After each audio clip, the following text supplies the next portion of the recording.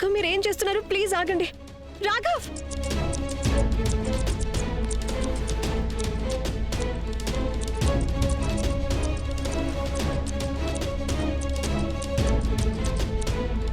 రాఘవ నువ్వు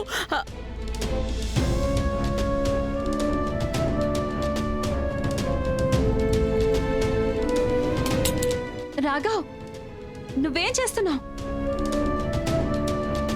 ఏమైంది నీకు? డ్రామా కొంచెం ఎక్కువైంది కదమ్మా.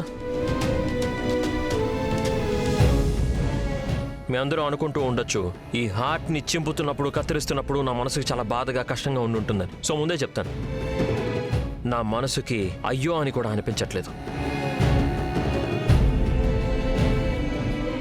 ఎందుకంటే రేఖ ఈ షర్ట్ మీద ఏదైతే హార్ట్ వేసిందో అది నా కోసం కొట్టుకోవట్లేదు. ఏంటి మీరనేది?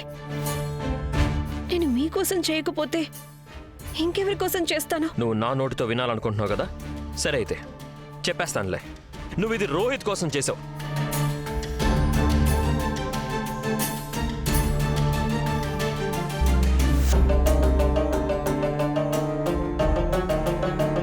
రోహిత్ కోసమా?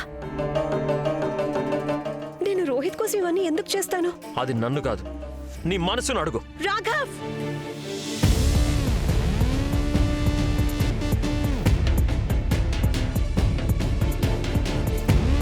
మీకేమైనా మతిపోయిందా ఏంటి? మీరేం మాట్లాడుతున్నారో మీకు అర్థం అవుతుందా? ఇప్పుడు మీరు ఏవైతే అన్నారో వాటిలో ప్రతి ఒక్క మాట వెనక్కి తీసుకోండి. వెనక్కి తీసుకోండి. నేను మిమ్మల్ని ఎక్కడికి వెళ్ళనివ్వను. ముందు మీరు నేను ఇష్టపడి చేసిన గిఫ్ట్ గురించి చెత్త మాటలు మాట్లాడడం మానే వరకు వదలను. ఎందుకంటే అది కేవలం మీకోసం మాత్రమే చేశాను నేను. వినిపిస్తుందా మీకు? అందుకే దీని గురించి ఒక్క పిచ్చి మాట కూడా వినను నేను. రేఖ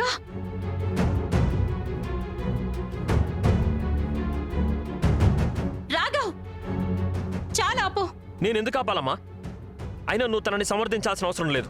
తను నీ కళ్ళకు కూడా మసిపూస్తుంది. చాలు, నోరు మూసే రాఘవ్. ఎందుకు నోరు మూసుకోవాలమ్మా? ఇక్కడ నా కాళ్ళ దగ్గర పడున్న సాక్ష్యం నీ కళ్ళకి కనిపించట్లేదా చెప్పు? సరే మరేం పర్వాలేదు, అందరికీ వాళ్ళ వాళ్ళ చాయిసెస్ ఉంటాయి. ఏం చేయాలనిపిస్తే అది చెయ్యి. నేను మాత్రం నా నిర్ణయం తీసేసుకున్నాను.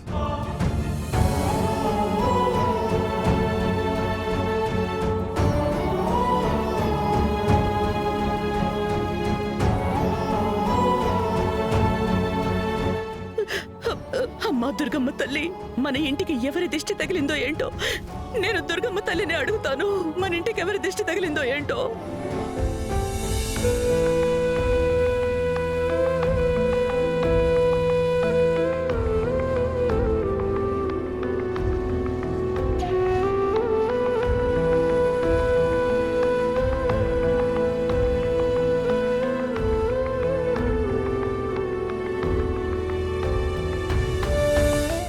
రాఘవ్తో మాట్లాడతాను. నేను రాఘవ్తో మాట్లాడొస్తాను.